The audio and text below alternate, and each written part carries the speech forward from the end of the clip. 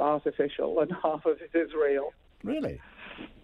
Yeah, and basically it's from a practical point of view. I live in the West Auckland and quite a bush-like area with a lot of shade, and basically I could not get the grass to grow there. So in the end, there are some extremely good artificial turf. So in the very shady area, we've got artificial, and the other side of the house where we've got some sun, I've got real lawn.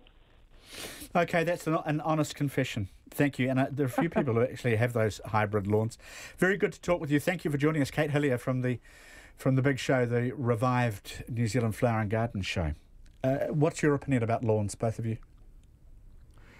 So for me, I'd hate to see our lawns disappear. I can understand it. They were talking about Western Australia, weren't they, in the desert with no rain, no water and things like that. But we seem to have plenty of water here. So I suppose I wouldn't want to see us replace our grass with something, you know, whether it's concrete or something like that. I like grass. I like to be able to walk on the grass and that be part of your property. Okay, Richard. We've got to have something of a balance, don't you? I mean, in Perth, they've got a real problem. I think I read once they're 1,000 years ahead in terms of using their natural water supply. They're boring down so far to bring up water. So, of course, it's going to be a real issue in a place like Perth. But we're having a particularly pluvial spring in Wellington, a bit like one of Auckland's. So my lawn has taken off and it's been warm. So I could probably graze stock on my lawn at the moment. Yeah. It's a lovely mixture of grass and weeds that they like to eat.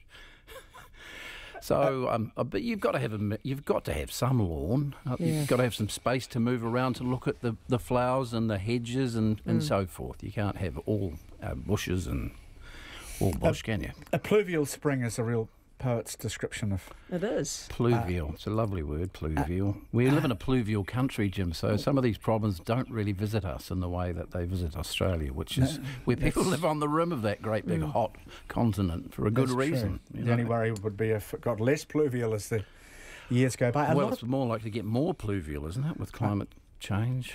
I suppose that's right. We can't lose in this great nation. A lot of people talking about hang gliding accidents and reckoning that people they know it's happened to them, not being strapped onto the frame. And in fact, a texter says this sort of thing happens from time to time almost every year at the various world championships and competitions.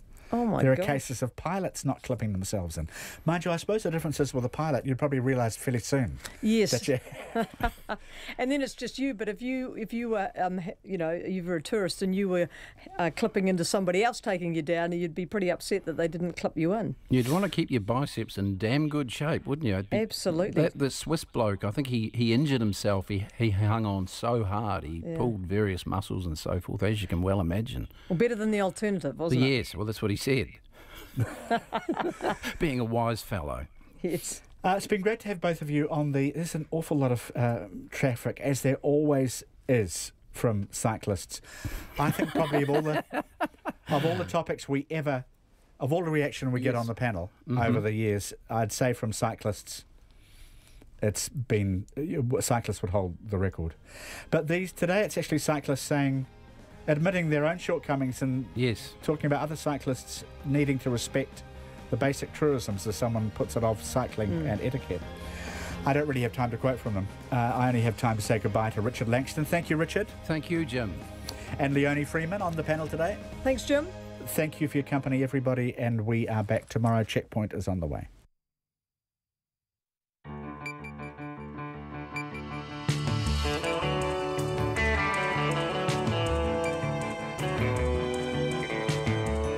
Kei te whakarongo mai koe ki te reo irirangi o Aotearoa. You're listening to Checkpoint. I'm Lisa Owen. On tonight's programme, Immigration Minister Ian Lees-Galloway decides a Czech drug smuggler should get the boot from New Zealand after all. Is it an embarrassing backdown, about-face flip-flop, or a change of heart based on genuinely new information? We'll talk to the Immigration Minister. Could Iwi Bank become the next Kiwi Bank? The Maori Council looks to set up a Maori-owned bank. And because the Big Four are shutting their people out, they say. Speaking of Australia, the so-called lucky country is being pounded by extreme weather at the moment. And a Westport man tells a remarkable tale of survival to Alex Perrottet after a random tree drops on his little car while he's tonking along at 100 k's an hour. RNZ News at 5. Kia ora, ko Susana Leia tawa tēnei. New Zealand is following the lead of security partners the United States, the UK and Australia in saying no to the Chinese tech company Huawei being involved in the rollout of 5G technology here. Nona Peltier reports. The Government Communications Security Bureau, which regulates network security under the Telecommunications Act, says the use of Huawei's equipment poses a significant network security risk. But the Chinese company's equipment is already widely used by the big three telecommunications operators, including Vodafone and 2 Degrees. Spark's been using Huawei's radio network equipment in its 4G and 3G networks over the past 5 years. And the Waikato-based lines company Well Networks also uses it. Spark says while it's disappointed with the decision, it's confident it will be able to launch its 5G network as planned, subject to the government making the necessary spectrum available. This is Nona Peltier. The under-fire Immigration Minister Ian Lees-Galloway says he's asked for more information about the Czech drug smuggler Karel Schrubeck, but was told it wasn't available. The minister has decided Schrubeck must leave New Zealand when he's released from prison and cannot come back. He initially said he could stay despite a conviction for importing MDMA. Schrubeck had claimed his life was in danger in the Czech Republic from a murderer and corrupt cops. The minister accepted that, but what he wasn't told was that Schrubeck had already been back to his home country. There was information missing. We've discussed that this afternoon. I did ask if it was possible to get that information. I was told that it was not. But that's the process that we have available to us at the moment, and that's exactly the sort of thing that needs to be reviewed. Ian Lees-Galloway says Schrubeck must leave New Zealand when he's released from prison around 2022 and cannot come back. Schrubeck's lawyer says his client plans to appeal the decision. An immunisation expert says parents face a difficult decision regarding immunisation against a nasty strain of meningitis. Free immunisation against the virulent W strain of the disease will begin in Northland for 2 target age groups next week. It follows 10 deaths from meningococcal disease nationwide this year, 6 of them involving the W strain. Doctors say publicity has prompted many parents whose children do not qualify for a funded vaccine to pay for one themselves. The head of the Auckland University Immunisation Advisory Centre, Nikki Turner, says it's not cheap. So you're talking for a single vaccine dose somewhere in the order of $150, sometimes up to $200. So maybe in the order of $150 for a single vaccine. Little infants need more than one, and some of the vaccines for the younger children need 2 doses. Dr Nikki Turner adds it's a rare but scary disease. Police in central Queensland have been undertaking a final sweep of townships in the path of a huge bushfire. A mandatory evacuation order has been issued for townships near Deepwater, north of Bundaberg, but some residents are still planning to stay put. The ABC's Lily Nothling reports. 80 fires are burning across Queensland, with fire crews battling a deadly combination of extreme heat and strong winds. The massive blaze at Deepwater south of Gladstone remains the primary concern. More than 1,000 people have fled their homes over the past few days, and at least 4 properties have been lost. State Disaster Coordinator Bob G says people who defy orders to leave are taking a deadly chance. Police and members of the Queensland Fire and Emergency Services putting themselves at risk to try and help you. You are playing Russian roulette. The extreme conditions are set to continue until at least tomorrow. Lily Nothling reporting from Brisbane. Sydney's wettest November day in 34 years has caused havoc with roads underwater and airport runways closed. Major population centres including the Illawarra, Gosford and Katoomba have also been hit. Forecasters are expecting the storms to intensify in the next few hours with hailstones and damaging winds. 2 police officers are among the injured. They were hit by a falling tree. One officer suffered a concussion while his female colleague broke her leg. People are being advised not to use the roads unless they really have to. The Prime Minister, Jacinda Ardern, has met with the families of those killed in the Erebus tragedy. Today is the 39th anniversary of the plane crash, which killed 257 people when an Air New Zealand sightseeing flight crashed in Antarctica. $3 million has been earmarked for a national memorial in Auckland's Parnell Rose Gardens. Ms Ardern had a private meeting with those directly affected by the tragedy at the Dalmatian Cultural Society this afternoon. She says today was an opportunity to talk to the families about the future memorial, which is unlikely to be complete by next year's 40th anniversary. So the expectation is that we will be able to mark the anniversary at the site, but that at that point the memorial won't necessarily be complete. The Prime Minister, Jacinda Ardern. It's 5:05. The Warriors insist they hadn't ruled out retaining Shaun Johnson long term, but were forced to cut ties with the unhappy halfback when he wanted out. Johnson is leaving after 8 years at the club, with Chief Executive Cameron George announcing today he's agreed to his request for an immediate release despite still having a year on his contract. It was the end of an escalating impasse after the 28-year-old learned there was no rush to extend his contract beyond 2019. George met with Johnson yesterday and says there was only one possible outcome. I saw evidence yesterday in our meeting of an individual that didn't want to represent this club in 2019 and asked accordingly. So based on that, we're not jeopardising what we've got in place here, and that's not being disrespectful to Shaun. That's his choice. My choice is to protect what we have here. Cameron George. The Football Ferns have just kicked off their semi-final against Fiji at the Oceania Nationals Cup in New Caledonia, and forward Katie Rood says new coach Tom Simani is creating a culture where players can thrive. The tournament winner will qualify for next year's World Cup. The Ferns have been through a challenging few months, including the resignation of coach Andreas Heraf after complaints of bullying. Rood says the players are enjoying Simani's approach. The more that I'm in it and playing along players that hopefully are also growing in confidence with me and the team definitely helps. And yeah, just moving into my stride, less pressure. It's really easygoing environment here with Tom in charge, and the girls are all super chill, so it's a great environment to kind of thrive in. Katie Rood. And that's the news. Tonight on Nights, Nick Tipping celebrates Kiwi Jazz in this week's edition of Inside Out. James Nokise chews the fried chicken with up-and-coming comedian Angela Dravid. Simon Morris continues his search for the perfect movie. And Janice Henson on the Te Omanga Hospice Biography Project, encouraging people to write their life story as it enters its final chapter on Nights with me, Brian Crump, from after the news at 7 on RNZ National. Now the short forecast from Met Service to midnight tomorrow for Northland and Auckland. Fine spells, a few showers about southern Auckland today and developing elsewhere overnight. Some possibly heavy tomorrow afternoon and evening. For Waikato to Taranaki, Coromandel Peninsula, Bay of Plenty and the central high country. Scattered showers in the afternoons and evenings with isolated thunderstorms and hail. Showers easing and becoming isolated for a time overnight and tomorrow morning. Gisborne to Wairarapa and Marlborough. Rain or showers, heavy about northern Gisborne, gradually easing. Whanganui to Kapiti, long fine spells, isolated showers today. Wellington, cloud and isolated showers clearing tomorrow afternoon. Nelson and Buller, isolated showers mainly inland, some heavy during the afternoons and evenings with possible thunderstorms and hail today. Canterbury and eastern Otago, rain or drizzle, clearing for a time tomorrow afternoon.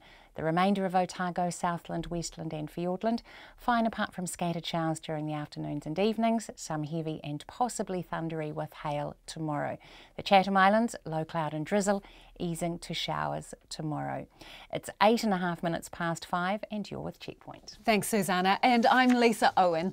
The Immigration Minister Ian Lees-Galloway has ruled the Czech drug dealer Karel Schrubeck will be deported from New Zealand after he's released from prison. Schrubeck is serving almost 6 years jail time for smuggling ecstasy.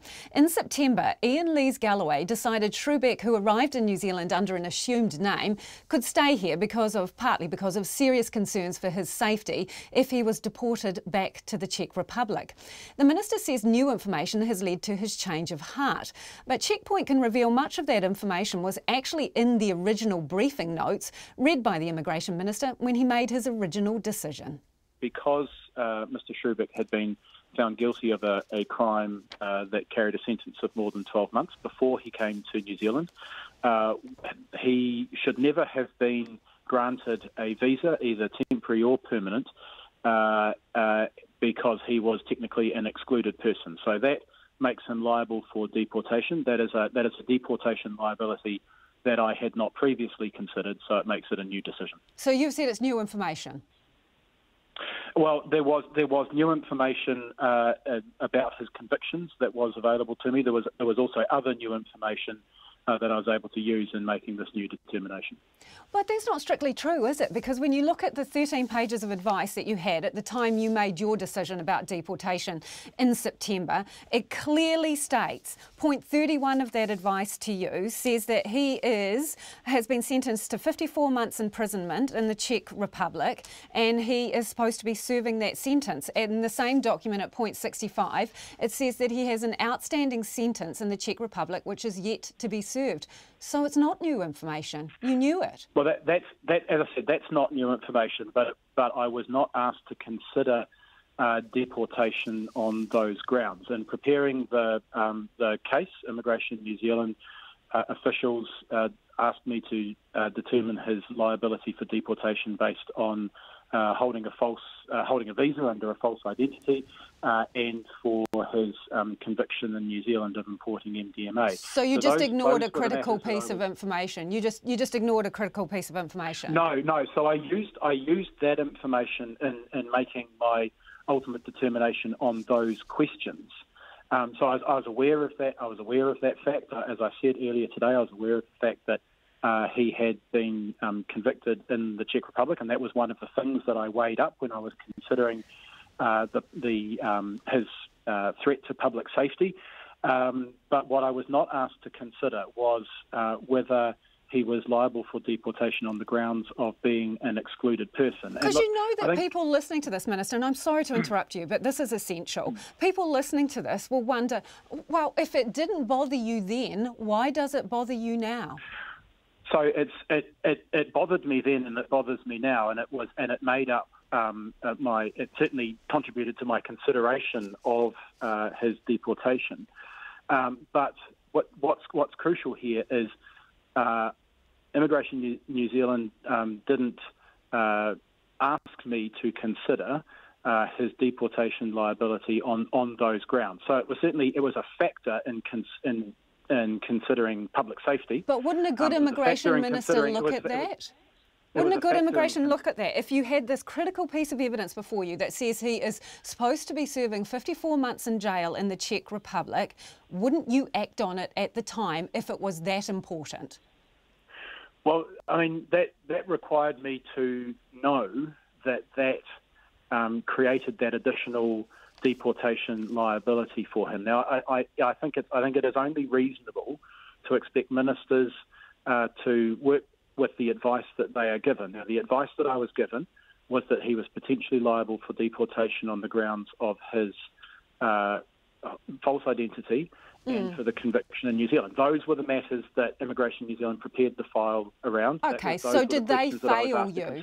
Did they fail you? Did they fail you in not bringing to your attention that this was another reason that he could be kicked out of the country? Did they not give you the full advice that you should have had? One of the things that's come out of this is that Immigration New Zealand is going to do a review of how these files are prepared. I certainly expect that will be the type of factor that will be considered as part of that review, and I'm certainly looking forward to hearing the results and recommendations of that review. So somebody did stuff up? Look, I'm not going to say that today, but I think it's absolutely right that Immigration New Zealand have initiated this review to look at the way those files are put together and to make sure that has been done in the most appropriate way to ensure that I have the information I need to make correct decisions every time. Because it kind of could look like that you were grasping at something, saying it's new, in order to extricate yourself from an uncomfortable political situation. Is that what you're doing here? Well, look, the fact is that there is a deportation liability that I have not previously considered. As soon as we become aware of the fact that deportation liability exists, I have to consider that. A new file was presented to me that asked me to consider that question, and also presented to me information that I didn't have when I made the first decision, and I was able to make that decision. So what is that new information then? Look, I don't want to go into a whole lot of detail because he does have the ability to appeal this decision to the Immigration and Protection Tribunal, and I want to make sure that if you want people to trust this decision, then they need to know what it was based on. So what is the new information?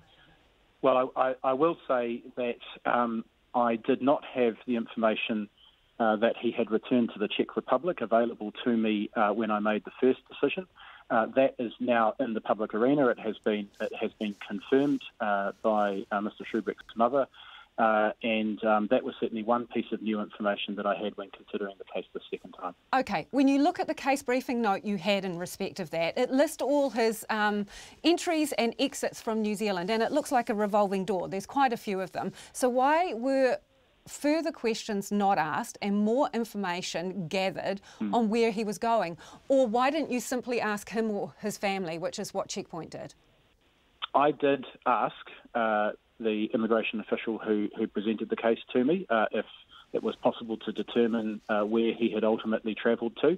I was told that that was not information that Immigration New Zealand would have access to, and that is certainly a matter that needs to be considered in the review of the preparation of these cases. I do want Immigration New Zealand to consider whether it would be possible in the future to be able to provide that kind of information, because obviously it was important that I had that information. Was Mr. Shrubik's lawyer asked where he went on those trips? Was Mr. Shrubik directly asked where he went on those trips? I don't think he was asked, no. Well, that's a massive failure, isn't it? Well, as I say, Immigration New Zealand are reviewing the way these cases are prepared, and that is, again, a matter that I think needs to be considered in that review to determine whether these cases are being prepared as well as they can be. You offered an apology to the Prime Minister. Why did you apologise if you didn't muck up? Look, I apologise because this has damaged trust and credibility, trust and confidence in this process, and it's obviously been a distraction for the government as well. I absolutely apologise for that, and trust in you, arguably, and trust in you.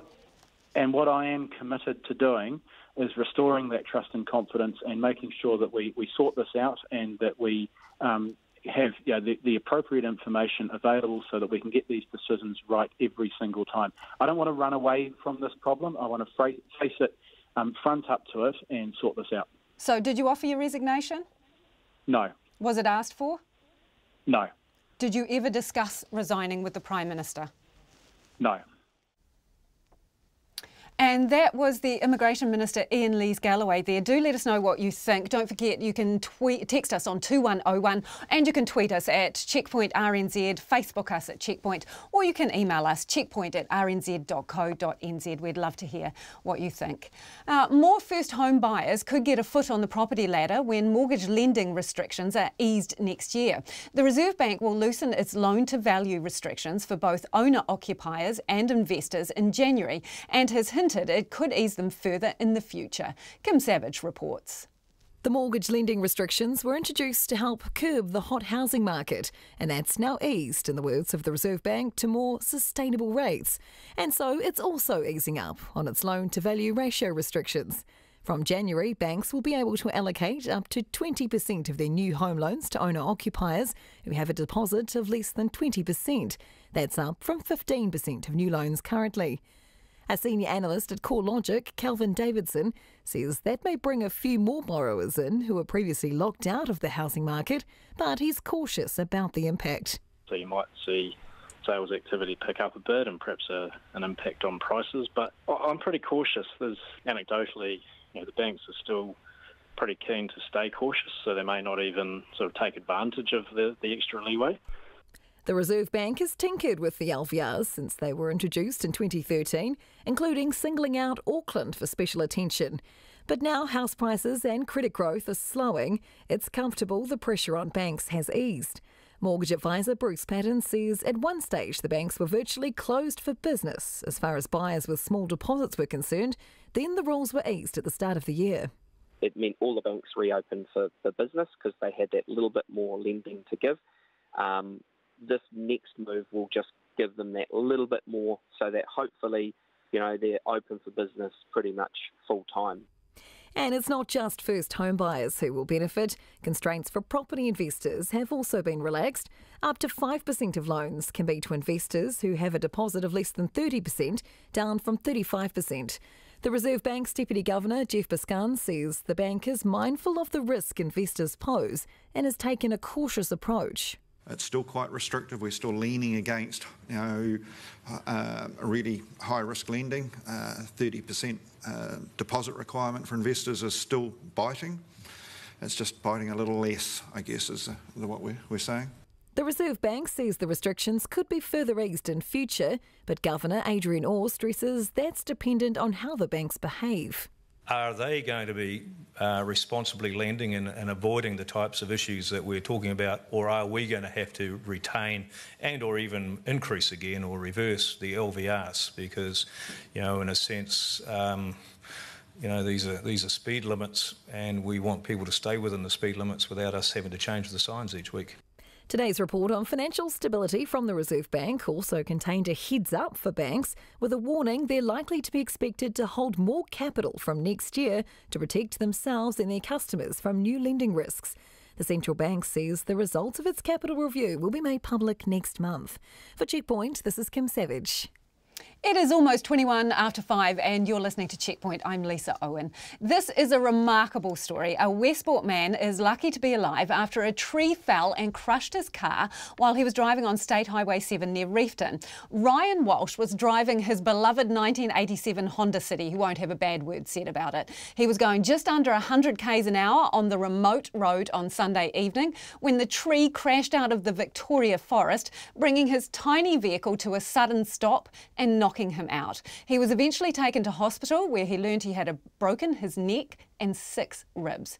Now sporting a body brace that he has to wear for 6 weeks and replete after his first meal in 3 days, Ryan spoke to our reporter Alex Perrottet from his hospital bed in Christchurch. Now, if you are watching, check this story out. We recommend it because the photos of his car show just how lucky he is. I didn't see the tree fall because it was probably at a guess 5-6 metres back and, off the road. I was just seeing along, just heading back to Christchurch because I've just been to Westport because I come from Westport. It's my home and I'm in the process of moving back over home and I've been doing runs back and forth in my wee car and I was just heading home and I don't even remember nothing about it, mate. I must have got knocked out because when I sort of came around, I was trapped in the floor well of my car and my car's tiny, so I was a bit panicky for a minute, but I thought to myself, I don't know, I'm not sure how I got out. And I got out through the passenger's window. That's when I look at the photos, that's about the only place I could have probably jumped out, but I got out, I was walking around and I was really dazed, but cars started turning up and then it was quite good because a guy that I know from Westport, a friend of mine from Westport, was on his way back to Westport and he drove fast in his four-wheel drive, so he was able to get a rope onto the tree and pull the tree off my car. I went over to my car, my Honda City, and put the key in the ignition and turned it and it fired straight up and I drove it off the road, mate, parked on the side of the road. Wow. And it's a legend car, mate. It's real funny because on Facebook, you're getting all these people that, I don't know who they are, just idiots, and they've all got their comments and they all think they know what happened and they're all judging and putting shit on my car because it's just this tiny wee box, but I think it saved me life. I think if I had been in something with an airbag, I think I'd be dead. But from what I can see, from where the tree hit, it looks like the passenger side itself got a fair bit of treatment, and you had a bit of a cavity there on the driver's side. Yep. I think exactly that, mate. I think I was just lucky there that there was enough room to, because I took a mean knock to the head, mate. It broke my neck.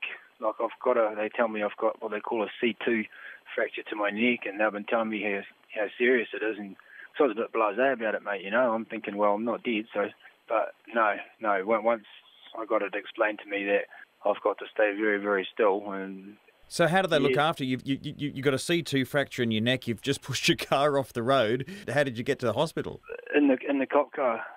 Jumped in the police car with the policeman. He was all quite blasé about it all, but I don't know, they probably didn't think I was hurt, mate, because I was walking around telling everyone I was all right, because I felt all right, but I'd actually broken my neck and fractured 6 ribs. And 6 ribs? Yeah, which I didn't know about. I just got an X-ray today and I fractured 6 ribs too.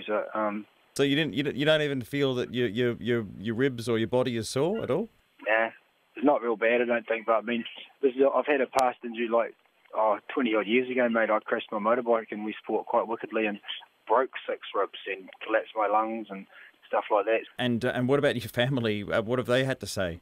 my ex-missus brung stuff up to me, and my kids have been up, and my mates have been doing stuff, and my Facebook's just been going crazy, and all that sort of stuff. But I'm just laughing at everybody, just all these idiots that think they know everything, and there's all these dickheads with their flash turbo cars, and they're just boy racer car heads just rubbishing my car hard out, and I'm like, man, it cost me $35 to take it to Westport. It's a $70 trip there and back.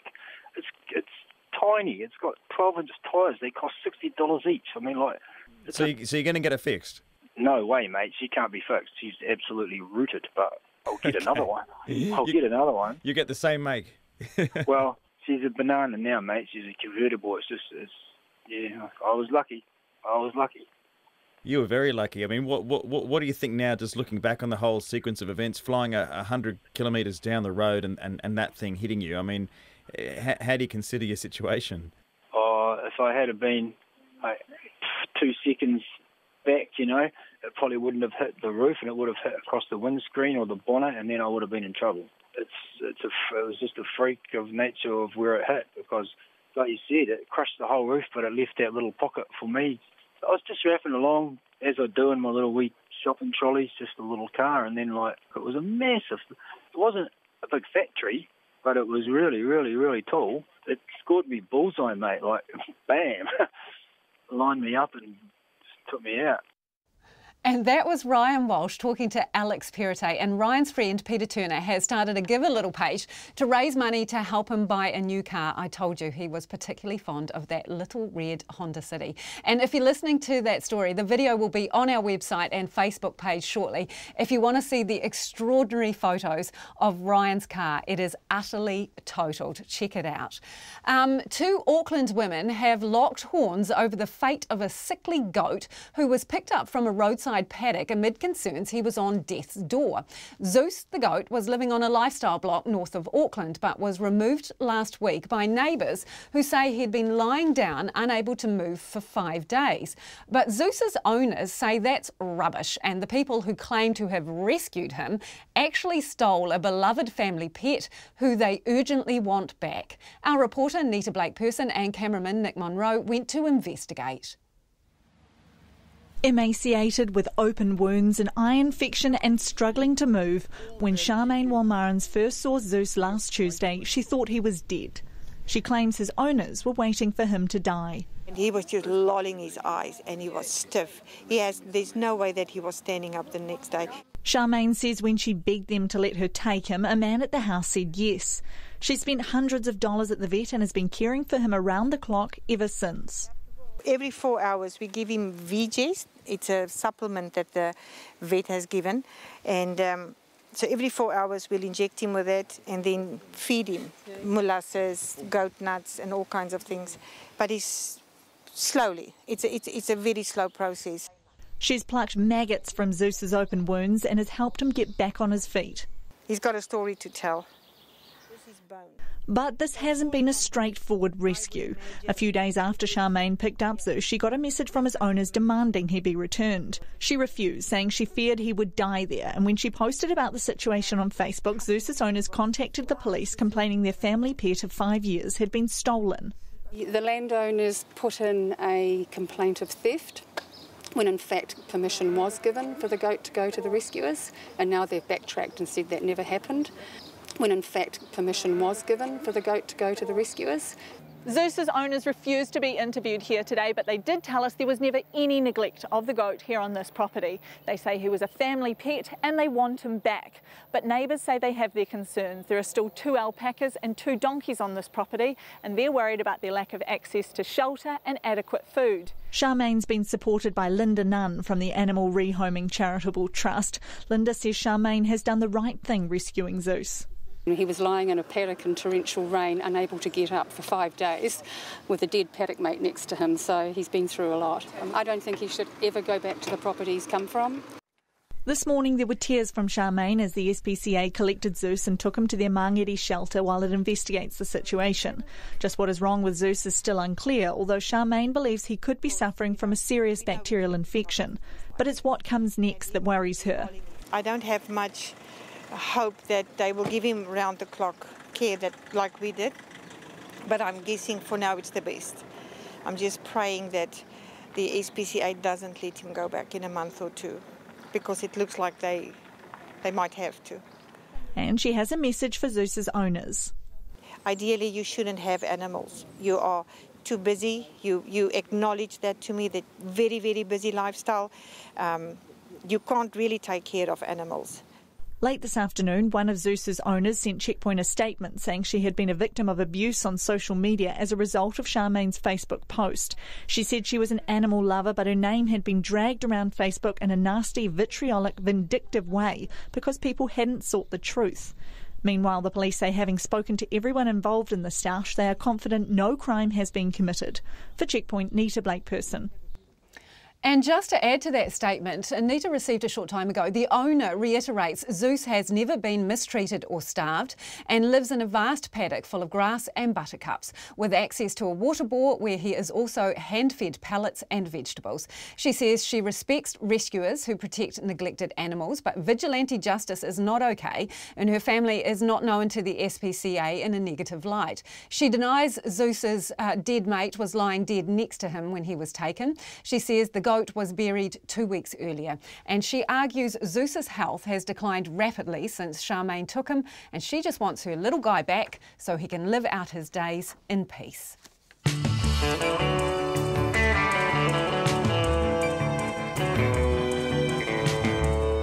Coming up, could Iwi Bank become the next Kiwi Bank? The Maori Council plans for a Maori-owned bank. Flooding chaos in Sydney as a month's worth of rain falls in just 2 hours. And the group of Christchurch volunteers who've kept their post office open. We would love your feedback. Don't forget you can text us on 2101, tweet us at Checkpoint RNZ, Facebook us Checkpoint, or you can email checkpoint@rnz.co.nz. But first, here's Susanna with the headlines. And New Zealand is following the lead of the United States, the UK and Australia in saying no to the Chinese tech company Huawei being involved in the rollout of the 5G technology. The Government Communications Security Bureau has turned down Spark's proposal to use Huawei equipment over significant national security concerns. The lawyer of Czech drug smuggler Karel Schrubeck says his client plans to fight in court a decision forcing him to leave the country once he's freed from jail. The Immigration Minister Ian Lees-Galloway initially allowed Schrubeck to stay in New Zealand despite a conviction for importing MDMA. But today he announced that a review has found Schrubeck will be liable for deportation when he's released around 2022. Easing bank lending rules for home buyers is likely to give only a minor lift to the property market. The Reserve Bank has relaxed its loan-to-value ratios on banks, which will be able to lend to more home buyers and property investors with low deposits. Property researcher Calvin Davidson says the easier rules will attract buyers who have been locked out of the market, but he says banks are likely to remain cautious. Queensland police are warning there will be deaths if people refuse to heed calls to evacuate their homes in the face of massive bushfires. Hundreds of firefighters are battling more than 80 fires across the state in scorching temperatures. A person is in a serious condition after being hit by a train near Epuni station in Lower Hutt this afternoon. All trains running between Wellington and Petone and Taita and Upper Hutt have been cancelled as a result. Taita line trains, as well as some of the Hutt Valley line, are being replaced by buses. A man's body has been recovered from a river south of Dargaville. The body of the 65-year-old was found in the Ruawai River after a boating incident this morning. The death has been referred to the coroner. That's the headlines. Our news and sport update again at 6. Thanks, Susanna. We've got a full house. Madison Reedy has joined us for the business news. So, this story that Susanna's just been telling us about, government won't let Spark use... Now, how do I say it? Is it Huawei? Huawei, yeah. So they're not allowed to use them to build their 5G network. Why not?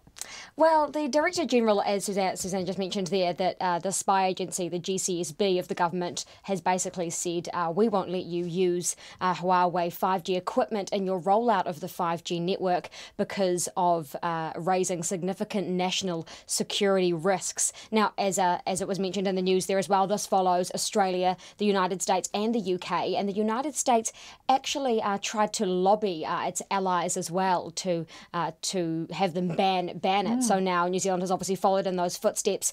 And that's because it's believed to have political ties to the Chinese government, and also because they think that it could spy on networks and get government information from those networks. So did they elaborate in any detail as to what they thought those security risks were? The GCSB? Yeah. No, not at all. They won't speak to us, and neither will Spark. And we have also asked for a copy of that decision from the GCSB, and we haven't received that either. Spark has said that they are reviewing that decision that we haven't seen, and they're still deciding on whether or not to take further action, whether or not they can even take further action. They've said that they are obviously disappointed, but that it won't affect their July 2020 launch of 5G. Now, the managing director of Spark, Simon Muta, has been notoriously saying that Spark is going to be the first telecommunications company in New Zealand to roll out 5G ahead of the likes of 2 Degree and Vodafone as well. And at their annual general meeting at the start of this month, Simon Muta made a pretty scathing statement. He didn't back down from the government in regards to Huawei. He said this, he said, "We've found Huawei to be a very good mobile provider for Spark. They're a world leader in mobile technology. They're very responsive to our requirements and have provided good commercial value. Based on their track record with us, we see no reason why Huawei should not be among the vendors we consider, and we would hope that our government would not preclude them from being considered without incontrovertible evidence that their technology presents security risks, that the comprehensive security management tools we employ in our networks cannot mitigate." So you could assume that Spark is taking this pretty personally. Yeah, it's interesting with all the jockeying between America and China and now this, obviously. And also it's probably worth mentioning as well that there could be wider economic implications here. We do have a free trade agreement with China, and actually in trade figures that came out just yesterday, it said that China is now our largest trading partner. So 20% of New Zealand's total imports and exports, all of our trade is between us and China. No reaction yet from offshore then? Not that I've seen, Right, no. okay, that's one to watch out for. And you've got an update for us on the broker Halifax. What's the latest? So Halifax, New Zealand went into administration this afternoon, voluntary administration, I'm told. So Ferrier Hodgson, an Australian firm, has been appointed as the administrators of it. All of the investor accounts based in New Zealand have been frozen. I've been told by the lead administrator that that's expected to be about 4,000 of them, but he does not know how much money is within them and how much money was traded by New Zealand investors through Halifax, New Zealand.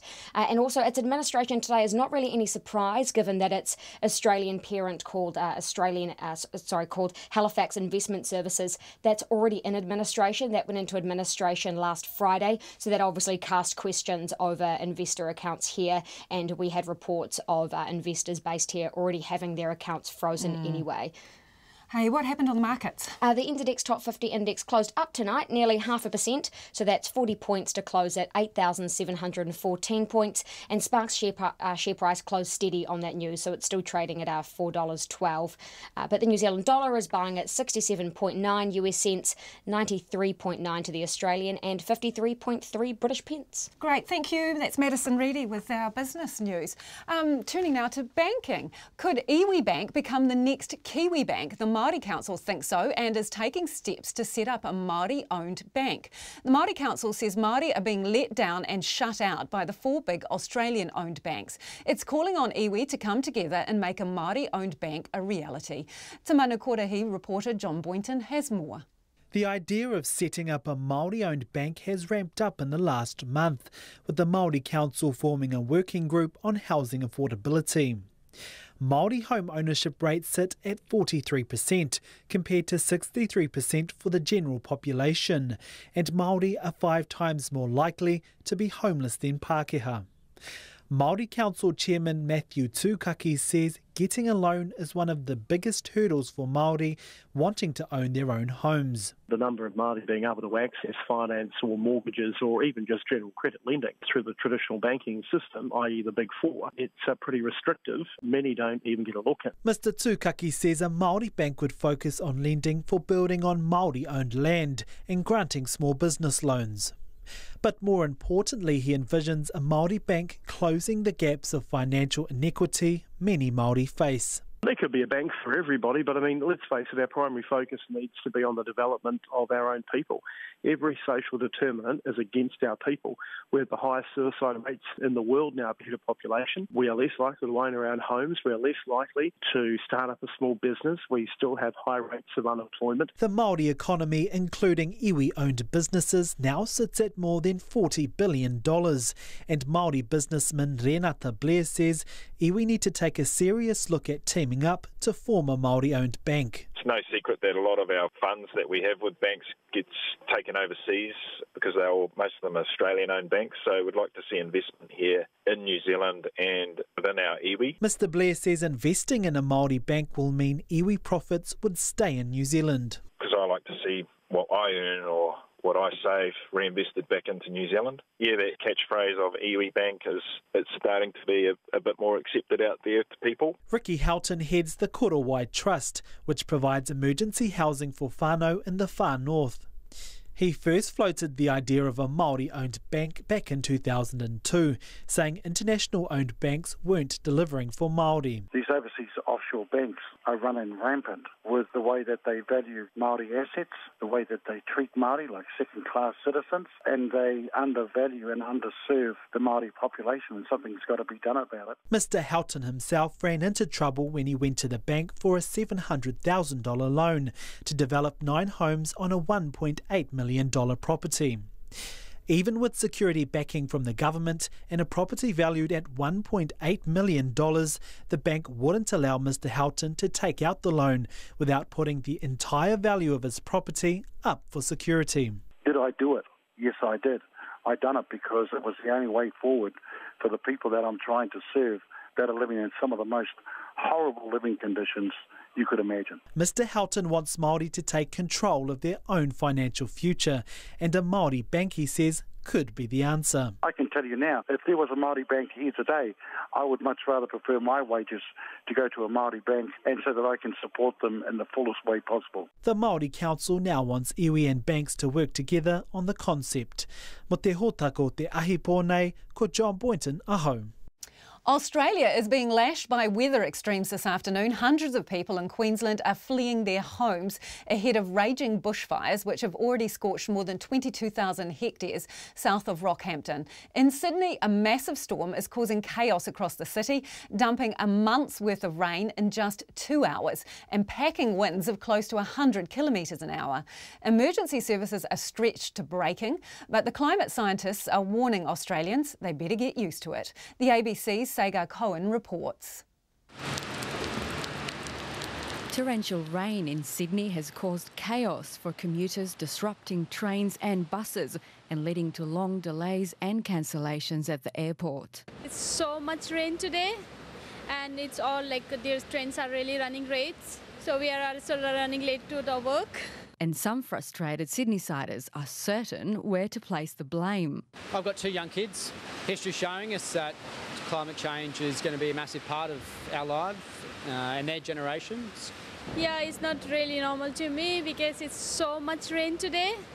Well, it's a global problem, isn't it? While Sydney struggles with the downpour, in Queensland the bushfire threat is intensifying.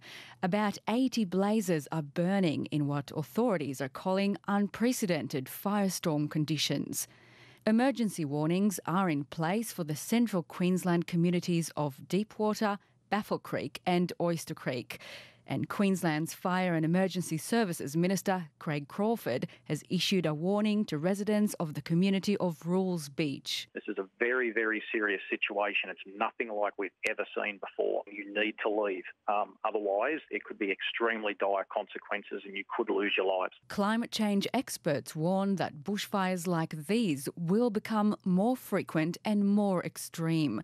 Professor Andy Pittman is the director of the Climate Change Research Centre at the University of New South Wales. There is clear evidence of bushfires occurring earlier, fire season lasting longer. He says it's not just bushfires that will become more frequent. The sorts of things that we will see in the future are increasing risk of heat waves, intensification of rainfall. So we are seeing major rainfall events become more intense as a consequence of global warming. However, he cautions that what Sydney is experiencing today can't be attributed to this pattern of extreme weather. We are currently experiencing an East Coast low.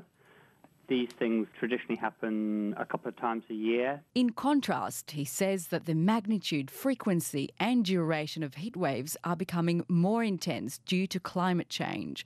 Queensland last year experienced its hottest year on record, and across Australia, the 4 years to 2017 have each broken new heat records.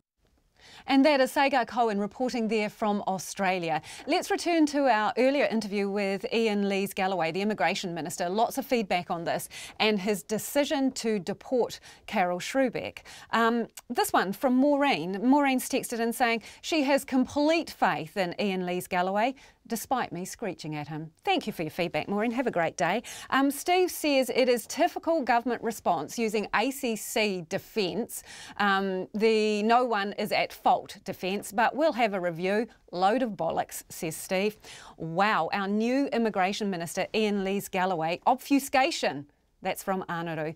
Keep that feedback coming. Oh, Peter, one more here from Peter. Peter has texted to say that the Immigration Minister has to stop making excuses. 2101 on the text and all the other usual ways. We'd love to hear what you think of that story. Join the debate.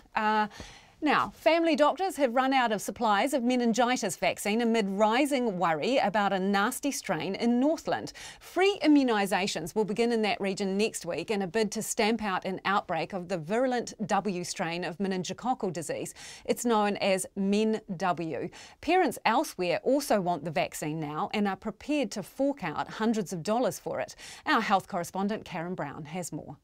A Wellington mother we'll call Susan had her son vaccinated against MenW over a year ago as soon as he reached 9 months old, which is when immunisation can begin.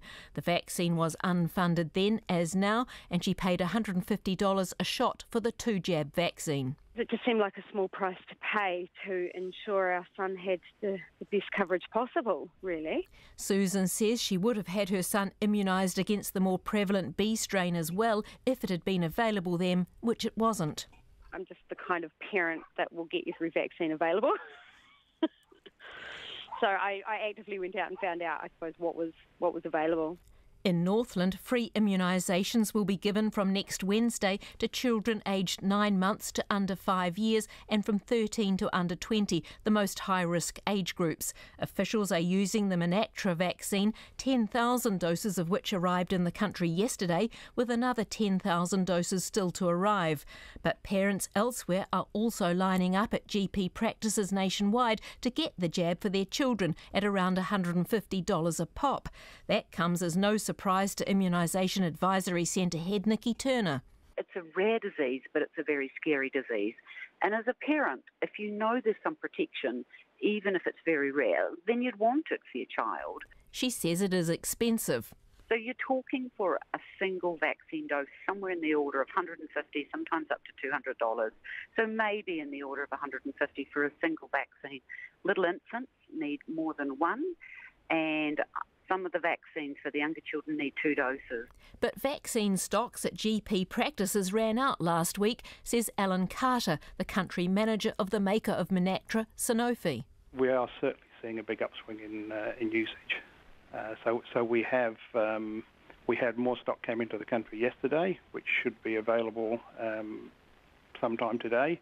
But we have been out of stock for a couple of days. We went out of stock, I think, at the end of last week. He says supplies are also constrained by the need to grow the biologically based vaccine and high international demand, including in Australia. It's an internal battle for us to shout out and secure stock for New Zealand.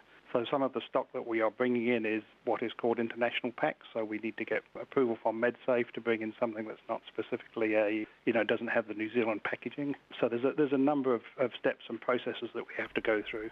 A second unfunded vaccine that covers W, Meningitis, costs $80, not including GST and extra costs, but requires just 1 dose for all ages. Its maker, Pfizer, told RNZ there's a shortage and it's just shipped 1,200 doses to New Zealand from Australia. A Warkworth GP, Kate Baddock, says they've run out of supplies of unfunded vaccine. We initially were told that there would be no availability at all for non-funded vaccine for meningitis, and that for funded people it would only be in those in very high-risk categories. They've just managed to get 15 doses of Meningitis, which will arrive soon. In the meantime, her practice on the border with Northland is busy finding out whether patients with homes in Northland are covered by the free vaccine or not. Mō te hotaka o te ahi ahi, ko Karen Brown, tēnei. Shaun Johnson is a name that has been synonymous with the Warriors for the past 8 years, but no more. The National Rugby League Club today released the Kiwis halfback from the final year of his contract, ending his dream of being a one-club NRL player. The move has been brewing for the past month after Johnson learnt while he was away with the Kiwis on their recent tour of England that he wouldn't be offered a contract beyond 2019. Sports editor Stephen Hewson reports. Johnson decides to come back infield. Johnson gets dancing. Johnson, no way! No way! Johnson has run over to score. This is incredible. This is ridiculous. Shaun Johnson's a mercurial player capable of turning a match on its head. Sublime one moment, but missing in action the next. And the Warriors have obviously decided the 28-year-old can't take them to a much sought-after NRL title. The club's chief executive, Cameron George, met with Johnson yesterday and says it was clear Johnson didn't want to stay next year. I saw evidence yesterday in our meeting of an individual that didn't want to represent this club in 2019 and asked accordingly. So based on that, we're not jeopardising what we've got in place here, and that's not being disrespectful to Shaun. That's his choice. My choice is to protect what we have here. After 8 years at the Auckland club, George accepts that fans will find it difficult seeing Johnson go. It's very hard for our fans to accept that Shaun's leaving the club, and it's hard for the club to accept that, but we weren't going to jeopardise our progress going forward. It's something they need to trust the club with, that we're doing what's right for the club and its future and ultimately getting the best results we can. The former Warriors coach Tony Kemp was reticent to say whether he felt it was the right move or not to jettison Johnson, but believes the club's handled the matter poorly. He spent 3 weeks post the semi-finals in New Zealand, never got a word said to him, and then picks the paper up in England and finds out that he's free to go and check out the market, which basically says you're not getting paid what we're offering you the next time around. So I think it was a fait accompli. I think they've got their eye on someone to get that person. They've had to move Shaun. They've made a calculated decision that the future is with this new halfback that's coming in, and I reckon within 24 hours, 48 hours, you will find out who that halfback is. Chief Executive Cameron George disputes Johnson's version of events that he wasn't kept informed, saying his agent was told in mid-September the club wasn't intending to offer him a contract beyond next year. And he says coach Stephen Kearney also spoke to Johnson while he was on tour with the Kiwis. In the end, Tony Kemp believes leaving the Warriors may be the best thing for Johnson's career. Shaun will probably go to a decent club and good on him. I think he's a definite chance of probably picking up a premiership somewhere else, because he's a marquee player. He's got to be ranked in the top 2 halfbacks in the competition at the moment, with Cooper Cronk and Jonathan Thurston retiring. So, from Shaun's perspective, it's not a bad move. Cronulla and Parramatta are being touted as likely new clubs for Johnson, while Parramatta halfback Mitchell Moses is believed to be the front-runner to replace Johnson in Auckland. But Cameron George is adamant they won't be rushed into making a decision, despite the season kick-off being a little over 3 months away. We aren't going to rush into what we think is just a necessity. We are going to find the right person to fulfil the roles that we require to get the best chance to win this competition, and that takes good planning, good measurement, good considerations, and then many options. And I can tell you the phone's been running hot. Shaun Johnson leaves the club as its record point scorer with 917 points from 162 appearances. For Checkpoint, Stephen Hewson. When a Christchurch suburb faced losing its post office 2 years ago, it took drastic action to keep it open with volunteers. This week, New Zealand Post confirmed it wants to shut its last 79 standalone post shops, with mail services to be offered within supermarkets and pharmacies instead. But the operators of the Stanmore Book and Post say the state-owned enterprise underestimates what post offices mean to a community. Our reporter Rachel Graham has more. Stanmore Book and Post in the Linwood Village looks pretty much like any other post shop in the country, except the workers behind the counter don't get paid to be there. The post shop was on the verge of closing 2 years ago when the previous owner wanted to retire and couldn't find a buyer. This is where Te Whare Roimata, a community trust which offers services to the suburb, stepped in. Its coordinator, Jenny Smith, who also volunteers in the post office, says the neighbourhood lost more than half its shops in the earthquakes, and they couldn't stand by and let it lose something as essential as this. Some of the lifeblood has been taken out as a result of prior to the quake, when we lost work and income from this neighbourhood and when we lost our bank. And then if we'd lost this, on top of the fact we'd lost over 60% of our shops, it was really going to have a huge impact economically. And they are the sort of things which I think the government needs, or maybe is showing some leadership now in needing to be able to take into consideration. Te Whare Roimata had to take on the building lease, pay a licence fee, and now deals with the ongoing rental, insurance and wages for one coordinator who oversees the operation and the 10 volunteers. The post office is open 9 to 5, Monday to Friday, and all volunteers have to undergo training on the postal systems. While RNZ was in the shop, there was a steady flow of customers, and coordinator Janine Carney says they have customers who go out of their way to visit because they like how they operate, while others have no choice because they'd struggle to get to shops further away. There's an elderly community around here and people with disabilities. So, you know, for those people who can't walk too far, if this went, what would they do? Where would they go? Some people aren't computer literate, they can't navigate around a computer. So for those sorts of people, if this left, they probably would just stop communicating with a lot of people. One of those loyal customers is Nick Williamson, who has lived in the community for 17 years. He had popped in to post some parcels, but says the shop offers more than just postal services. It is like a community resource where people can come in, there's friendly staff. You know, we need more of these things, and just to keep the community going, really, because a lot of these sorts of things have closed down, and, you know, it makes a colder kind of world. Linwood Village is one of Christchurch's poorer areas, with beggars a common sight outside the few remaining shops. Jenny Smith says suburbs like theirs will struggle to find people to take on New Zealand Post franchises if standalone post offices are closed. Other volunteer-run offices already operate in Fox Glacier and Ngārua Wahia. Jenny Smith warns others considering the idea that it is costly and hard to find volunteers with the time and skills to manage a post office. While she's disappointed that New Zealand Post looks at the service as a business, not as a community asset, she is heartened by the government's talk of creating community hubs, providing postal and other services, as well as banking. Until then, Jenny and the other volunteers will keep one little post office ticking over a bit longer. In Christchurch for Checkpoint, ko Rachel Graham, TNA. Let's return quickly now to our top story tonight. Czech drug dealer Karel Schubeck could now be deported after Immigration Minister Ian Lees-Galloway did a flip-flop on his earlier decision to allow him to stay in the country. Alex Sweeney was Schubeck's cellmate and he joins us on the line now. Hi, Alex. Hi, Lisa. What's your reaction to this decision this afternoon? Oh, well, I just can't help but think it's just a terrible piece of politics, but, you know, the world's not a perfect world. All I know is whatever we think, and I know there have been commentary up the yin-yang about this thing here, it's just a terrible and a horrible saga with no winners. But I know when I broke the news to Jan's mother today that I saw a mother, I felt like I was telling her her son had died, and it was just heart-wrenching. She is genuinely concerned for her son and her son's life. You can't fake that. And, you know, I don't want to defend a drug dealer, but we all got blood running through our veins, and you can't help but be moved by this. And today I just don't think we saw a very compassionate New Zealand in place.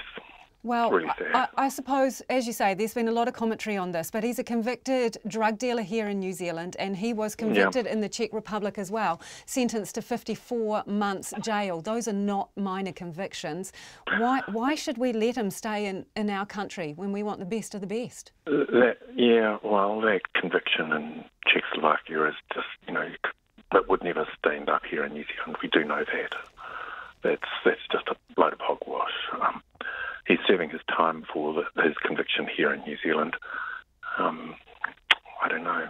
Should he be punished twice? So Are we a country that would send someone back to a very, very uncertain, probably fatal? So you still believe that his life is in danger? You believe his assertion that his life is in danger?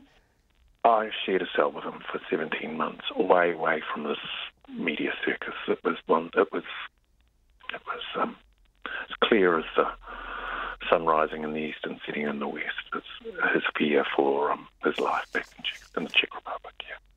Thank you for joining us this afternoon. That is Alex Sweeney, the former, prison mate of Carol Shrubik, who said there that he was the one that delivered the news to Carol's mother, Mila, and that she is heartbroken and has deep concerns for her son's safety should he be deported back to the Czech Republic. We will have more on that story after 6. Do keep your feedback coming, 2101 on the text. We'd love to hear what you think about the Immigration Minister's decision. RNZ News at 6. Good evening, I'm Susana Leatawa. The minister responsible for the GCSB won't reveal exactly why a Chinese tech company has been shut out of the rollout of 5G technology here. The Government Communications Security Bureau has turned down Telco Spark's proposed use of Huawei equipment in its new network because it would raise significant national security risks. Andrew Little says he was briefed on the decision on Monday, but can't divulge what those risks might be. Spark will have a close look at the reasons that the GCSB has provided. They have the option, if they wish to do so, to work with the GCSB to see whether the risks that have been assessed can be mitigated. Andrew Little says the 5G technology is more sophisticated than older networks. He says there's no security risk from Huawei being involved in the older 3G and 4G networks. And the Immigration Minister Ian Lees-Galloway won't be revealing what information led to his about turn on convicted drug smuggler Karel Shrubik. He's now decided Shrubik will leave New Zealand when his prison sentence ends and won't be welcomed back. That's despite his controversial initial decision not to deport him. Mr Lees-Galloway says he's been provided with new information but can't say what that is because of Shrubik's right to appeal to the Immigration and Protection Tribunal. He does have the right to appeal this decision. I want to make sure that this case is watertight, that I do everything I can to give the Crown the best chance to make its case if he makes an appeal to the IPT or somewhere else. The Immigration Minister Ian Lees-Galloway. This evening, Shrubik's lawyer confirmed his client plans to appeal a decision forcing him to leave the country.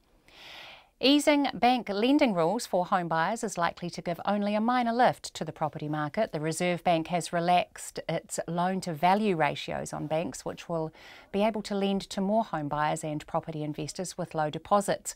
Calvin Davidson of property research company CoreLogic expects that the easier rules, which take effect at the start of next year, will attract more would-be buyers who have been locked out of the market. But he says banks are likely to remain cautious, especially if they have to strengthen their finances, as the RBNZ is signalling. Real Estate Institute Chief Executive Bindi Norwell says most first-home buyers should get a chance to get into the housing market. The Queensland Premier Anastasia Palaszczuk has urged residents to leave their homes immediately, with fires expected to break containment lines around Deepwater, Rules Beach, Baffle Creek and Oyster Creek. And the Queensland Fire Incident Controller Craig Magic says conditions are disastrous in fires south of Rockhampton. If you can imagine tornado-type conditions with firestorm, large ember attacks with the winds that we're currently experiencing, the winds have increased, low humidity, that fire will spread rapidly. Craig Magic. There are at least 80 bushfires burning across Queensland today. Fire authorities say the conditions are like nothing they have ever seen before and could create a firestorm. The wildest November storm to hit Sydney in more than 3 decades is far from over, with warnings there is worse to come today. More than 1 month's worth of rain fell in just 2 hours across the city this morning, with authorities pleading with commuters to consider staying at home. The ABC's Sarah Hall reports. Falls of more than 100 millimetres were recorded in torrential downpours this morning in what's been the wettest November day since 1984. There's been a lull in the rain, but it's expected to intensify again this afternoon. 2 officers were injured when they were hit by falling branches as they were assisting motorists stuck at North Ryde this morning. 1 officer is in hospital with serious injuries. The State Emergency Service has responded to more than 600 calls for help, with 70 teams in the field. Sarah Hall reporting from Sydney. A Northland housing provider is backing setting up a Maori bank, saying Maori continue to be let down by international-owned banks.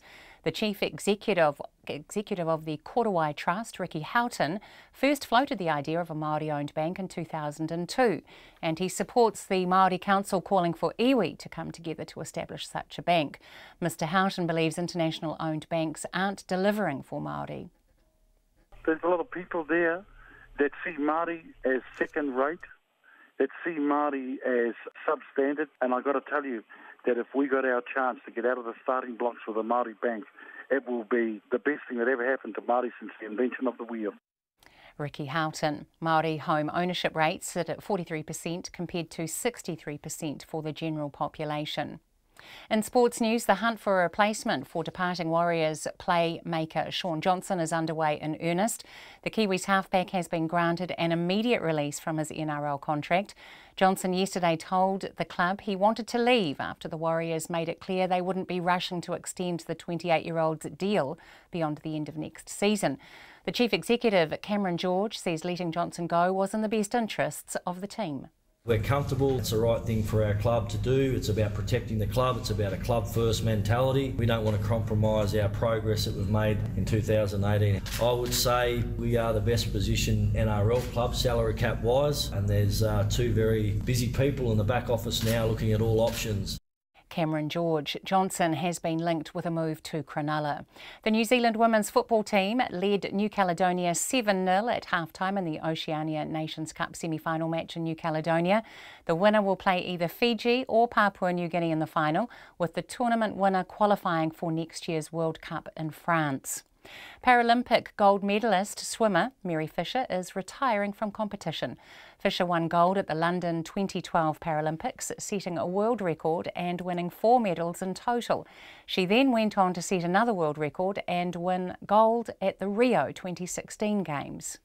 And the signing of Italian world number 13 Fabio Fognini rounds out the field for the men's ASB Tennis Classic in Auckland in January. That's the news. Is it a volatile cocktail? You can mix alcohol and politics and there's no problems at all. The climate change debate heats up. Frightening, it's heartbreaking to see this. We risk not only our future, but the future of biodiversity globally. High-level interest in the Air New Zealand safety video. And I'm totally disinterested if 10 million Chinese like some video that the ordinary Kiwis couldn't understand themselves. Making sense of your world. Morning Report, weekdays from 6 with Susie Ferguson and Guy Aspinall. Then on 9 to noon, what Auckland can learn from some of Europe's large-scale alternative housing models. And after 10, we unearth the mystery of the Terracotta Warriors with British scholar Edward Berman. Join me, Catherine Ryan, on 9 to noon after Morning Report on RNZ National. Now the short forecast from Met Service to midnight tomorrow. Northland and Auckland, fine spells, a few showers about southern Auckland today and developing elsewhere overnight. Some possibly heavy tomorrow afternoon and evening. For Waikato to Taranaki, Coromandel Peninsula, Bay of Plenty and the Central High Country. Scattered showers in the afternoons and evenings with isolated thunderstorms and hail. Showers easing and becoming isolated for a time overnight and tomorrow morning. Gisborne to Wairarapa, also Marlborough. Rain or showers heavy about northern Gisborne, gradually easing. Whanganui to Kapiti, long fine spells, isolated showers today. In Wellington, cloud and isolated showers clearing tomorrow afternoon. Nelson and Bulla, isolated showers mainly inland, some heavy during the afternoons and evenings with possible thunderstorms and hail today. Canterbury and eastern Otago, rain or drizzle, clearing for a time tomorrow afternoon. The remainder of Otago, Southland, Westland and Fiordland, fine apart from scattered showers during the afternoons and evenings, some heavy and possibly thundery with hail tomorrow. The Chatham Islands, low cloud and drizzle, easing to showers tomorrow. It's 8.5 minutes past 6 and you're with Checkpoint. Thanks, Susanna. I'm Lisa Owen. The Immigration Minister Ian Lees-Galloway has ruled the Czech drug dealer Karel Srubeck will be booted from New Zealand after he's released from prison. It's a humiliating climb down for the minister, who just months earlier decided Srubeck could remain in the country. He now claims he wasn't presented the full picture, but it turns out, in fact, he did know a lot about Srubeck's criminal history. Here's our political reporter, Craig McCulloch. Ian Lees-Galloway said it was the toughest decision he'd made as a minister. Now he's had to override it. I'm going to work to fix this. I'm not going to run away from this problem. And here's the problem. Mr Lees-Galloway says he wasn't given the full picture by his officials. Srubeck had claimed his life was in danger in the Czech Republic from a murderer and from corrupt cops. The minister accepted that. But what he wasn't told was that Srubeck had already been back to his home country. There was information missing. I did ask if it was possible to get that information. I was told that it was not. That travel information was in court documents for a charge which Srubeck was acquitted of, and so the documents were not presented to the minister. Mr Lees-Galloway says he also wasn't given the full details of Srubeck's convictions in the Czech Republic, which meant he should never have been granted a visa. He's being removed because he never had a right to hold a visa in the first place. But the case file, which Mr Lees-Galloway considered, does show Srubeck's criminal past. The file says Srubeck is wanted by Czech authorities for 4.5 years imprisonment. It says he was convicted in 2002 of disorderly conduct, damaging property and attacking a police officer, which means the minister could have deported Srubeck on those grounds right at the beginning. I didn't think of that. That's true. I think it would be quite extraordinary to expect someone to think of all the other possible questions that might be asked. You deal with the questions that are put in front of you at the time. Mr Lees-Galloway says he also weighed that information against other official advice that Srubeck was at a low risk of reoffending. The minister spoke with the Prime Minister Jacinda Ardern last night, but did not offer his resignation. He has apologised to me. He's acknowledged that whilst he asked questions, he could have and should have asked more questions. But Nationals leader Simon Bridges says the minister must be sacked. You've got here in Srubeck someone who was clearly dishonest around their passport, someone who was gang affiliated, who was a drug dealer. And Ian Lees-Galloway didn't even read all of the file. He made a quick decision, he got it wrong, and now they're trying to cover up. Well, he's shown he hasn't got the judgment to be a minister. He should go. Mr Lees-Galloway took less than an hour to make his original decision. He says he'll now change his approach and will review case files before meeting with officials. He's also ordered an independent review of the entire process, which will report back in March. But the minister and the head of Immigration New Zealand, Greg Patchell, says no one's job is on the line. Public servants and officials follow robust processes to do their jobs. In this situation, there's a question about whether or not those processes are fit for purpose, so we're undertaking a review. Yeah, and I want to reiterate what I said earlier, which is I have total confidence in the people at Immigration New Zealand. We definitely have to review these processes. Srubeck's not to be released from prison until 2022. His lawyer says he's disappointed by today's decision and plans on appealing it, which means the case could yet be tied up for years to come. From Parliament for Checkpoint, Craig McCulloch. Greg Patchell is the head of Immigration New Zealand and joins me now on the phone. Good evening. The minister says he wasn't. The minister says he wasn't given the full picture. Did your department let him down? That's a good question. If I could just give you a sense of the process which we need to follow in this situation. The key piece of information I gather the minister is referring to is the court evidence in a transcript that wasn't put in front of the minister that confirmed actually at Mr Srubeck's request to return to Czech Republic for business purposes. That information was in a court record that resulted in a conviction not being laid down. Therefore, it wasn't on the record of Mr Srubeck. So yes, in terms of his crimes, I understand that. You didn't want to put in information in a file that was prejudicial. Correct. He had been acquitted. However, there was other useful information in those decisions which arguably the minister should have had access to. For example, the request to travel back to Europe. Why didn't you give that to him? As I said, the process we use means that court transcript isn't typically is not put in front of a decision maker because of the prejudicial. You could put extracts of it. Just include the information that is relevant and non-prejudicial. That he applied to travel home more than once. That is not what occurs at this point in time. So, did you fail him in that respect? The process has been in place for a number of years and it's worked okay. And this situation has highlighted a scenario where perhaps that is the case, hence we're going to get an independent review undertaken to see whether that's something that could work and survive appeal, which is a relevant part of the questioning process. The Minister has said that he asked additional questions about Mr Shrewbeck's travel, but you were unable to provide him with answers. Did you ask Mr Shrewbeck's lawyer, did you ask Mr Shrewbeck directly if he had travelled home to Europe? The process submits a questionnaire to the respondent, in this case Mr Shrewbeck, and the individual and their counsel can submit any information they like. They did not talk about any travel back to. But you didn't specifically ask. But you didn't ask specifically that question. No. Okay. The other issue is his criminal record in the Czech Republic. Yes. Is there any information that you feel you should have put in here that you didn't? Because I noticed in the briefing to the Minister, yes, you informed him that Karel Shrewbeck was supposed to be serving a 54-month prison sentence. You outlined the crimes he had committed, the date of his conviction in the Czech Republic, and also the fact that he should have been currently serving that sentence. What did you miss out, do you think, around that? Yeah, that's the summary information that goes into these particular files. Convictions that are laid down we can find for individuals anywhere in the world. What's happened subsequent to the original decision is the Minister's asked for a full investigation. I must add that preparation of the case file is not an investigation. I'll come back to that in a minute if you like. And that subsequent investigation went back and sought the detailed transcripts or summaries from the courts in the Czech Republic, which gave more veracity or background to those convictions, but the convictions as stated are the same. Yeah, so the information was before the Minister in that briefing of his convictions, of his record in the Czech Republic, yes? I believe you've seen the file and that's the information that was presented to the Minister. Okay, so the Minister says that he wasn't informed that those criminal convictions in the Czech Republic of their own accord could be reason to issue a deportation notice against Karel Shrewbeck. Is that a mistake on immigration for not telling him that? The case file that was presented one potential and one actual liability for deportation.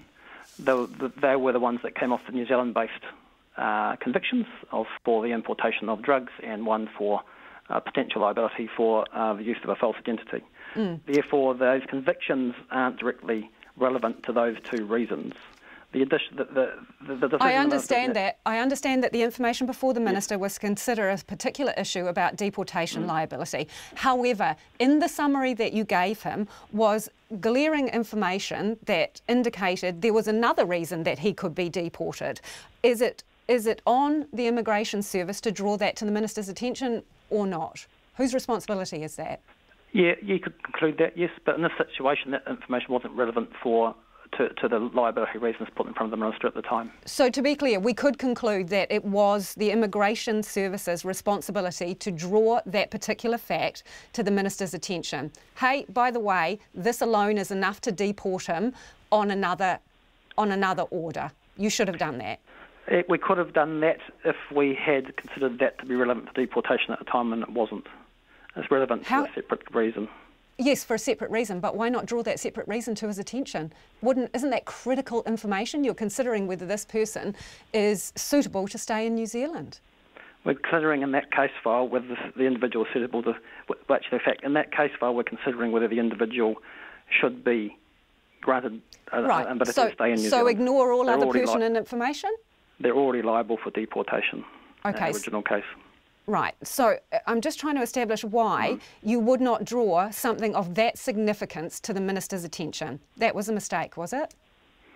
You could categorise it as a mistake. However, in that situation, I'll repeat again, the question being asked of the Minister was whether the person should be given residence and granted leave from deportation. You sound like you're dancing on a pinhead here.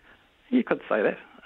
But having said that, Mr Antelic/Shrewbeck used his false identity to get access into New Zealand. That wasn't picked up at the time. Okay. And just quickly before you go, are you going to review all the files where a minister has exercised their discretion? Are you going to look at all those files over how many years? No, there's going to be a sample of files over the last 2 years, reviewed independently by Mike Heron QC, plus the file in question to look at our processes to see whether we can improve them. All right, thanks for joining us. That is Greg Patchell, who is the head of Immigration New Zealand there, speaking about the Shrewbeck case. It is 18 after 6 and you're listening to Checkpoint. An infamously confusing intersection north of Auckland with 55 turning combinations is again riling locals who are unimpressed with 2 proposed solutions to fix it. The Transport Authority is seeking public feedback on 2 possible upgrades at Warkworth's Hill Street intersection, which locals describe as 5 intersections in one. It is an absolute doozy if you've ever driven through it. A local group, Fix Hill Street Now, saying neither of the suggested fixes go far enough. Amy Williams went to Warkworth. The Hill Street intersection is so troublesome to locals and tourists that it even has special names, as Fix Hill Street Now team member Grant McLaughlin explains. You could do what's called a millie. You go up Millstream Road and then to a U-turn and then come back in.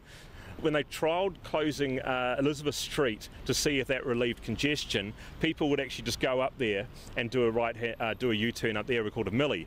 But when they stopped, initially closed off the right-hand turn into Hill Street, people came down the left slipstream from the north and then turned into the traffic lights. We called that a hilly.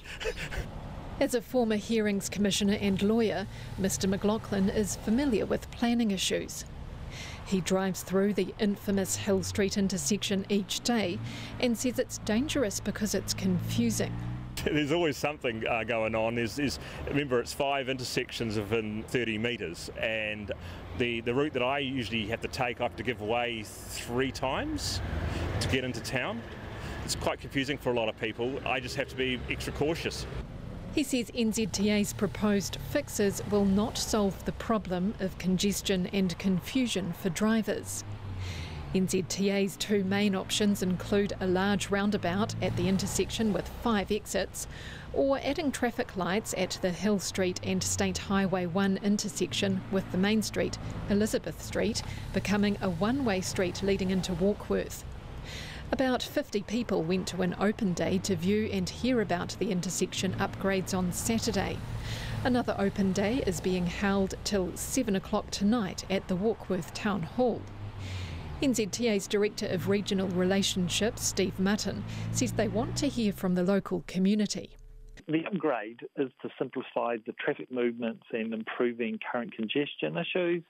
And we've invited everyone to consider those 2 options and give us feedback. And we're going to use that feedback to inform the business case that it's developed going forward. Locals who drive through the infamous intersection want it fixed. Aaron Bank tries to avoid driving through Hill Street when coming into Warkworth's town. Turning left or coming from Matakana is pretty dangerous just because there are people turning into town and then everyone else is trying to figure out that way. It's confusing for people who know it, let alone people who don't, and because I guess out there's a lot of tourist attractions out that way, it's just asking for trouble. Rhiannon Gill drives through the intersection each day to get to work and says she's had a close call. When they closed it off, coming into this way from Wellsford, there was a truck that came straight at me when I was on the right side of the road and they were on the wrong side of the road, and then they went over the island. That was pretty scary. The Fix High Street Now group is adding a line of T-shirts to its campaign for the intersection. Grant McLaughlin says the T-shirts have a symbol of the intersection that looks like a stick dog. Unfortunately, the actual intersection, you jump on Google Maps, it's shaped like a dog. And to describe it, everyone when they see this intersection design, this map, they know exactly what that is. He and NZTA encourage locals to get along to the meeting at Warkworth's Town Hall today and have a say. For Checkpoint, Amy Williams. Parliament Speaker says he wouldn't recommend his workplace to close friends or his children as he launched a review into bullying and harassment. Trevor Mallard says some people at Parliament live in fear of their colleagues. But while Mr Mallard says Parliament needs a shake-up, plenty of other MPs say there's nothing unsafe or toxic about the place. Here's our political reporter Jo Moyer. Mr Mallard says he's concerned by some of the behaviour he hears about at Parliament, and he has little doubt there are some people who are very afraid of some individuals they work in the building with.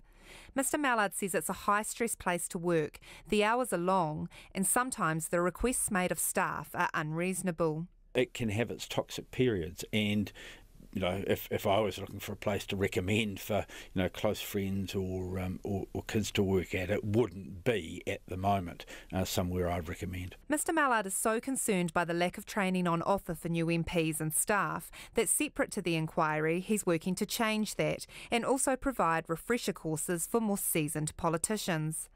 So do MPs think it's a safe place to work, or do they agree with Mr Mallard that it's toxic? Here's Damien O'Connor. I've found it always safe. Greg O'Connor. Well, I haven't seen anything that would make it look otherwise. And I look for that. I'm fortunate enough to have had a lot of employees in the past before I came here.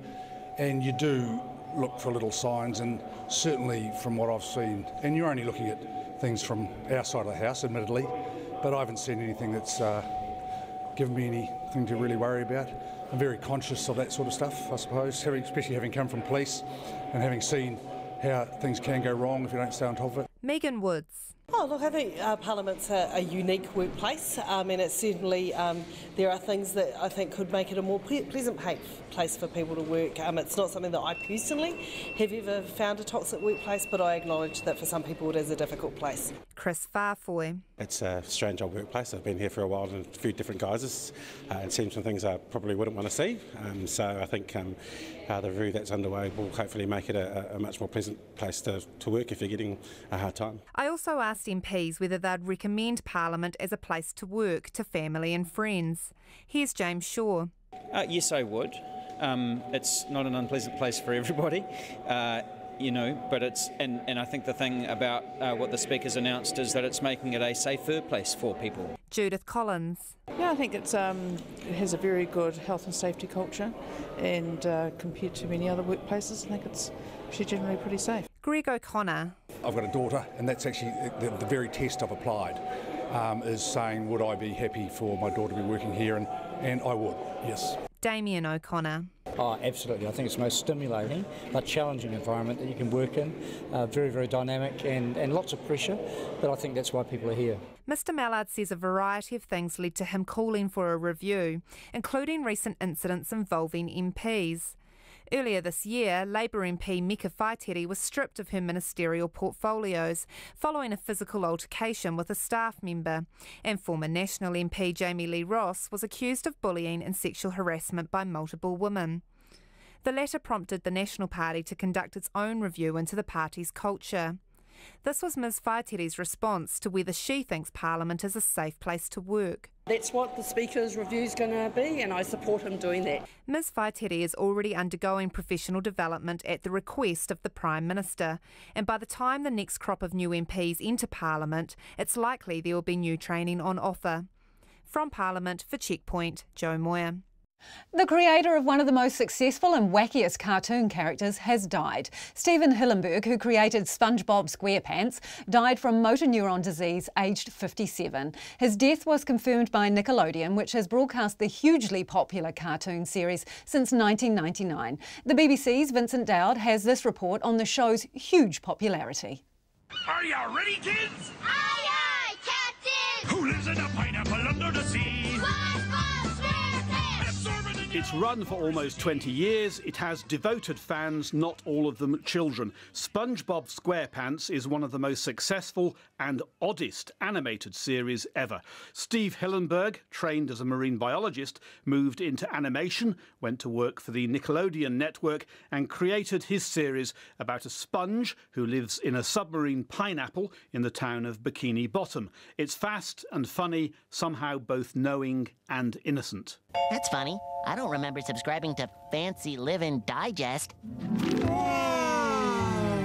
Look at these glossy depictions of a higher standard of living. How do the people in that magazine get all that money? They're entrepreneurs. Merchandising revenue for Nickelodeon has amounted to more than $10 billion. The stage musical was a hit on Broadway. What is fun?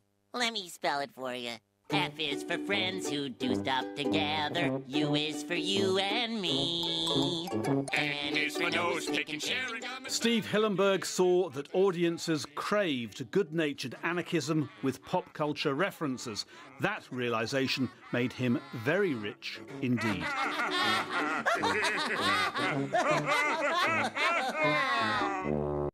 And that was Vincent Dowd. Swiss authorities plan to question a hang glider pilot after a tourist he flew over a picturesque Swiss landscape nearly fell dozens of metres to the ground because his harness wasn't properly attached. A nail-biting video of the incident was posted on YouTube on Monday and has since been viewed more than 3.3 million times. Alex Perrottet has more. The Florida man stands next to the hang glider pilot, all harnessed up, but not attached to the glider. As they run together down the embankment, the two become aware very, very quickly that all is not right. And as the glider climbs into the sky, all there is to stop the man from falling are his two hands, one holding tightly to the bar, the other reaching over the pilot for part of him to grab onto. It's an agonising few minutes of footage, with vision of trees and snaking mountain roads a long, long way down. The pilot eventually steers the hang glider towards a field, getting low enough for the man to be able to let go, but he hits the ground at high speed, fracturing his arm. He also reported a torn bicep from holding on for so long. The man says that was his first day on holiday with his wife and suggested in jest that he try base jumping next. For Checkpoint, Alex Perrottet.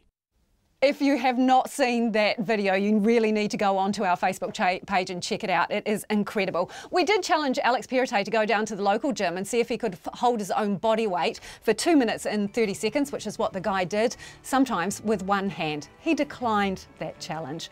That is Checkpoint for this evening. Thank you so much for joining us. We'll catch you again tomorrow night.